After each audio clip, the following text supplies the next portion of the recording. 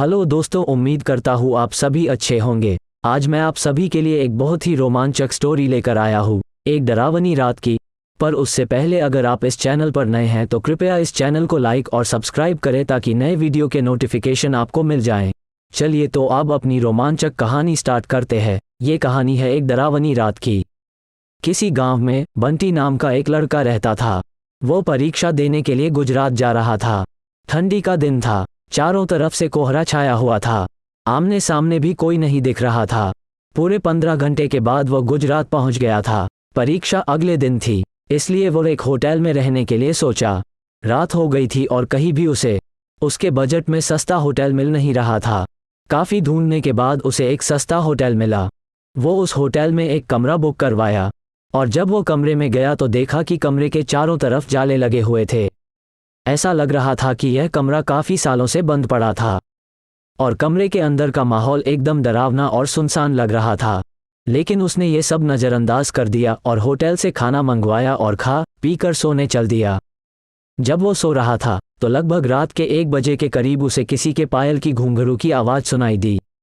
वो रात बंटी तुरंत नींद से उठ गया और जल्दी से खिड़की के पास गया, ये पता करने के लिए को इतनी रात को किसकी पायल की आवाज़ सुनाई दे रही है और इस सुनसान रास्ते में कौन आधी रात को घूम रहा है, क्योंकि वहां होटल में बंटी और मैनेजर के अलावा कोई भी नहीं था। तो ये फिर किस औरत की पायल की आवाज़ सुनाई दे रही है।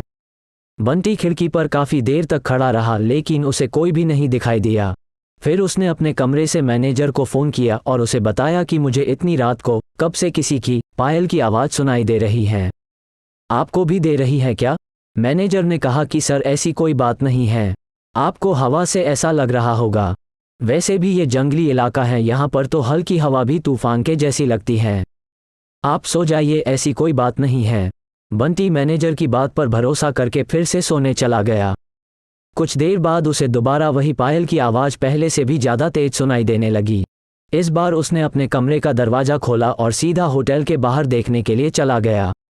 जब वो बाहर आया तो देखा कि एक काफ़ी लंबी औरत है जो सफ़ेद साड़ी पहनी हुई थी। उसके काफ़ी लंबे बाल थे और चेहरा ढका हुआ था।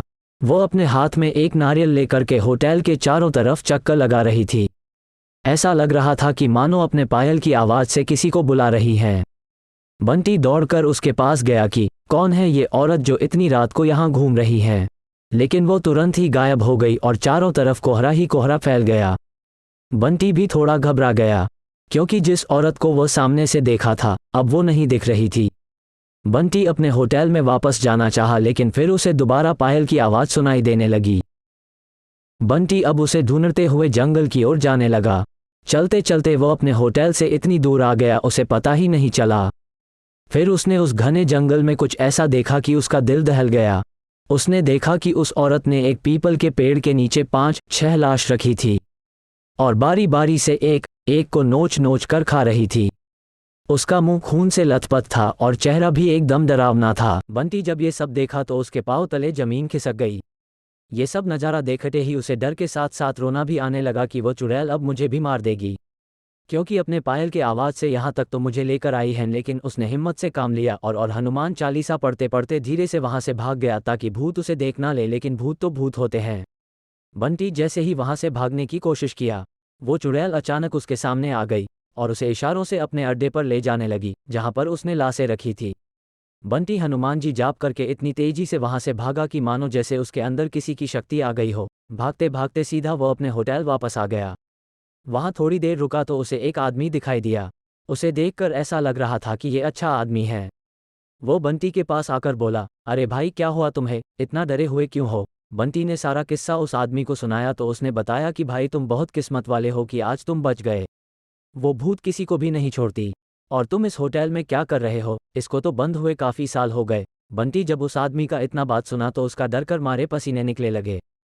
फिर वो आदमी बताने लगा कि इस होटल में बहुत साल पहले एक लड़की के साथ 4-5 लड़के उसका भयानक तरीके से रेप करके मार दिए थे। लड़की तो मर गई लेकिन किसी को भी नहीं छोड़ी और जो भी रात के समय में इस रास्ते से गुजरता है सबको अपने कब्जे में कर लेती हैं और मार देती हैं।